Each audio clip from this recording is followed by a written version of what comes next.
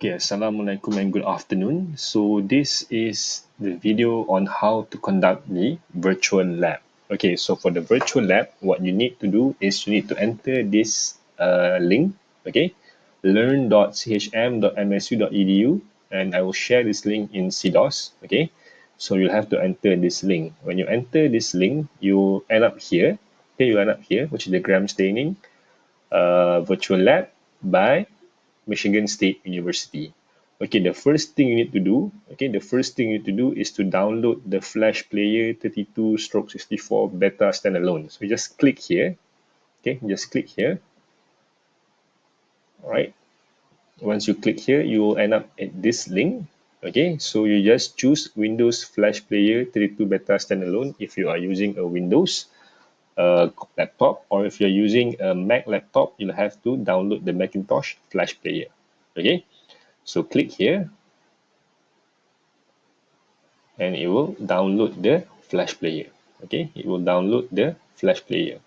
So once the Flash Player has been downloaded, okay, once the Flash Player has been downloaded, all right, what you need to do is go back to the first link, okay, and you download the virtual lab, which is this one, okay, the gram stain. So you click here and you download, right? So the download, okay, so you keep.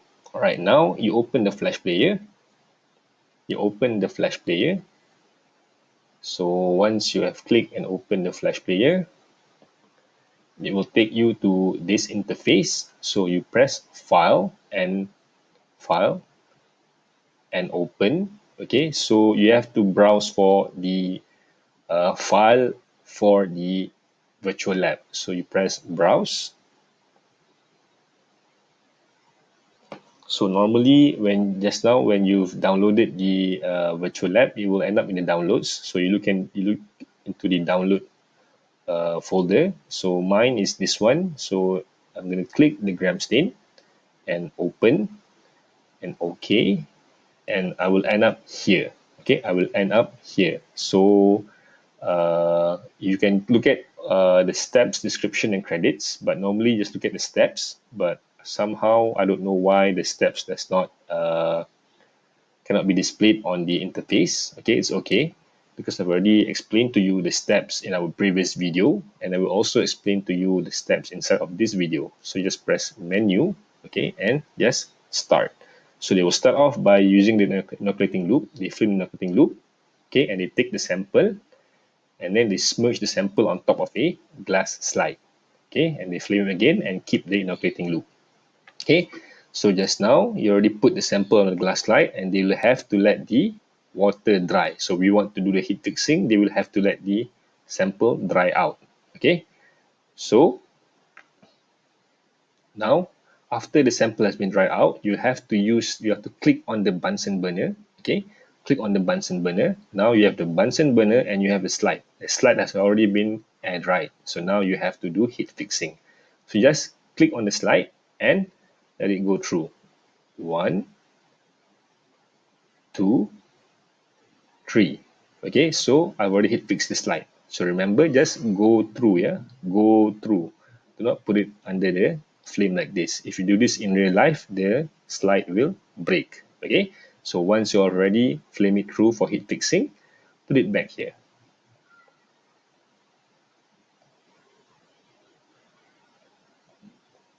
Okay, put it back there. Now your sample is ready. Okay, your sample is ready and it's already been heat fixed. So the first thing, if you still remember from the previous video that I've put inside the CDOS and from the YouTube video, okay, the first thing you will have to do is you'll have to use crystal violet. Okay, so you put the crystal violet and you let it dry. Not let it dry, let the crystal violet flood your sample. Okay, after you flood the sample with crystal violet, you'll have to wash it out with distilled water. Okay, now if you notice from the washing in the virtual lab, they wash directly towards this slide, towards the sample. So I don't want you to do this when you are in the lab. You have to wash it here or here. Do not wash the water directly to the sample. So after you've flooded the sample with crystal violet, okay, the second stain is the iodine. All right. So let the liquid stand for 1 minute. Okay, after you've stained it with iodine, you'll have to wash it off with water again. Okay, so now you've used the crystal violet and you've used the iodine. So your cell, okay, your bacterial cell, okay, if it's gram positive or gram negative, the bacterial cell will remain violet or purple because the crystal violet has combined with the iodine to create the crystal violet iodine complex, which is a big molecule inside of your bacterial cell. So after you've used crystal violet and iodine, you have to wash it with alcohol. Okay. Once you have washed it with alcohol, you apply the distilled water to wash off the alcohol. So now, if your sample is gram positive, it will remain purple or violet because the crystal violet and iodine complex cannot be washed out of the cell due to the thick cell wall. If your sample is gram negative, okay, it will become colorless because the alcohol has washed off the crystal violet and iodine complex due to the thin cell wall of the gram negative bacteria. Okay, so after that you'll have to apply safranin. Okay, after you apply safranin, let it stand, let the liquid stand. And after that, you apply distilled water. Okay, so now you have already completed your gram staining. Okay, first is the crystal violet, and then you washed it with water, and then you put iodine, you wash it with water. When crystal violet and iodine has been stained on your sample, the sample will create a crystal violet and gram iodine complex will be installed into the sample or entered in the sample, and it will become blue or purple or violet in color. After that, you wash with alcohol. When you wash with alcohol, if your sample is gram positive, the crystal violet and gram iodine complex will remain inside of the cell, and it will become blue in color or purple or violet in color. And if your sample is gram negative, the alcohol will carry out the gram crystal violet and gram iodine complex, and it will become colorless. And after that, you apply safranin. So if your sample is gram positive, the safranin cannot enter the cell. If it's gram negative, the safranin can enter the cell. Okay, so you view it under after you've completed the staining procedures, you view it under the microscope. Okay, so this is basically what it will look like. Okay, this is basically what it will look like. Now you have different colors of cell, of bacterial cell. So the pink or reddish color, this one, okay, this one is basically gram negative, and the bluish, okay, the bluish violet color is gram positive. But you will also have uh, different colors here. Okay, you have dark green and you have very dark color here. So assuming that this is the nutrient or these are other molecules from the media. So if you remember, we took the bacteria from the media early on. So when you take the bacteria from the media, not only will you take the bacteria along with the inoculating loop, you will also take other molecules from the sample. So if you look at under the microscope, only focus on the purple or violet color or the pink color. So if you look at this sample, basically they have both gram negative and gram positive bacteria. So that means the sample is a mixed sample. Okay, it's a mixed sample where they have gram positive, which is the purple or violet in color, and gram negative, which is the pink in color. So you can click here to examine other samples. Okay, so if you look at the gram positive cocci in cluster. Now, if you still remember, when you look at under the microscope in the previous lab, in the simple staining lab, you will get something like this, right? Okay, you'll get something like this. So this is a gram positive cocci in cluster. Okay, look at this. It's in cluster. Okay, if you still remember when I told you in the last lab, normally microorganisms, they will grow on top of each other. When they grow on top of each other, it is cluster. And cocci means the bacteria is circular or spherical in shape. Okay, circular or spherical in shape. So since it's gram positive, it will be purple to violet in color. All right. The sample here is Staphylococcus aureus. Okay, if you look at gram positive cocci in chain, okay, so just now it was cluster, so it means it's clumped up like a grape.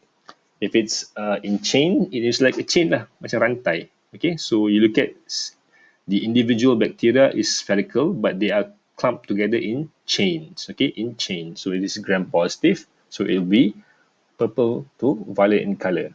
All right. So this is a Streptococcus pyogenes sample. Look at the gram-positive diplococci. So diplococci means that two cocci is connected. Okay, two spherical cocci means the bacteria is spherical shape. So it means it is two cocci is interconnected. So one cocci here and one cocci here. So there's two spherical bacteria interconnected. All right. So basically, this is what we look at when you look at the microscope. Okay, the sample is Streptococcus pneumonia. So basically, Streptococcus pneumonia can cause, of course, pneumonia. All right. Okay, so this is gram-positive, okay, pleomorphic rod. Okay, so gram-positive pleomorphic rod, okay, is basically something like a rod shape, but it has a bigger or a spherical shape in the center. So I'll explain to you when we go into the theoretical part of your class. All right, so this is the sample of Corynebacterium diphtheriae. All right. So look at the gram-positive rod. Okay, so when we are conducting gram staining in the lab, we'll be using bacillus or rod-shaped microorganisms or bacteria. So this is basically what you can obtain if you use the sample that we are going to be using in the lab. Okay, or we can use a better, okay, normally in lab you will get this one. Okay, you will get something like this, but you can only get something like this. Okay, you can only get an image like this if the sample that you are using is diluted. It means that, for example, if you look at the slide from the previous simple staining, you will see it's clustered, the bacteria is clustered up, right? Okay, it's clustered up. It means that it grows on top of each other. But if you want to get this image, what you can do is you can dilute the sample that you are using. I will be teaching this in the lab, how you can dilute the sample. Okay, so you can look at the different images of gram staining, but what you have to understand is that gram positive will become purple violet in color and gram negative will be red in color. And you must also understand why does gram positive become red, becomes purple to violet in color, and why does gram negative become red in color. Okay, so I've already explained that in our previous video and also explained this inside this video. And I've already inserted YouTube videos so you can easily understand it, or you can understand it better. All right, so I want you guys to complete this uh, virtual lab so that you have a better understanding when we conduct our experiment in the lab. Okay. All right. So if you have any questions, you can personally PM me. Right. Thank you very much.